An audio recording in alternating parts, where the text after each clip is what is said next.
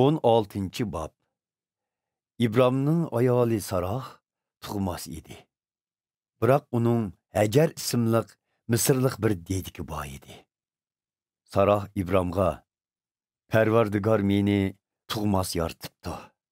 Endi siz mening dedikim bilan bir yostiqqa bosh qo'ying. Balkim u menga bir o'g'il tug'ib bera", dedi. İbrahim Sarohning bu so'ziga qo'shildi. Shuning bilan Saroh Hajarni İbrahimga kichik xotinlikqa berdi.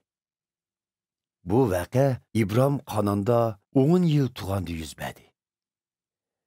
İbrahim Hajar bilan birga bo'lgandan keyin Hajar homildor bo'lib qoldi. U o'zining homildor bo'lganligini sezib, mag'rurlanib, Sarohni ko'zga ilmaydigan bo'lib qoldi. Saroh İbrahimga qidab: "Hammani qilgansan. Men Hajarni sana qo'shib qo'ygan. Amdilikda u o'zining homildorligini bilibla meni ko'zga ilmaydigan bo'lib oldi. Sening yoki mening to'g'ri ekanligiga Parvardigor o'zi hukm qilsin", dedi. İbrahim: "O sening dediking. O sening ilkingda. Onunga qandoq muomala qilish sening ixtiyoring", deb javob berdi. Bunun bilan Saroh Hajarni bo'zaq qildi. Shunga Hajar İbrahimning uydan qochib ketdi. Farishtaning sirtida ko'ringan Parvardigor Hajarni cho'ldagi bir buloqning yenida ko'rdi. Buloq Shur degan yerga boradigan yo'lning bo'yida edi. Farishta uningdan: "Ey Sarohning dediki Hajar, sen qayerdan kelding? Nega ketyapsan?" deb so'radi. "Men ayol xo'jayinim Sarohning yenidan qochib chiqdim", deb javob berdi Hajar. Farishta uningga: "Sen ayol xo'jayiningning yeniga qaytib berib, uningga bo'ysung'in", dedi.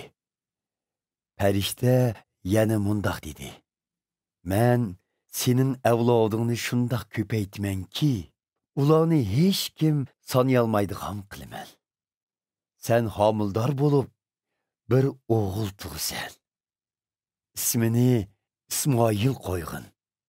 Chunki sening dod faryoding Parvardigorga yetdi. Sening o'g'lining mijozi bir yavo eshakka o'xshaydi. Hamma yerga berib, kishilar bilan jidal chiqirdi. Kishilarmi uningga qarshilik ko'rsatdi. U tuqqanlarga o'chmanlik qilib yashaydi." Hajar o'z-o'ziga: "Men rostilla menga g'amxo'rlik qilgan Xudoni ko'rdim", dedi. Shuning bilan u o'ziga so'z qilgan Parvardigorni El Roa, meni ko'rguchi Xudo deb atadi. Shunga kishilar u buloqqa Bir Lahay Roy, meni ko'rguchi Xudoning bulug'i deb nom qo'ydi. Bu buloq hozirmi Kadesh bilan Barat shahrining o'ttirsididir. Hajar İbrahimga bir o'g'il tug'ib berdi. İbrahim uningga İsmoil deb ot qo'ydi. U chaqda İbrahim 86 yoshda edi.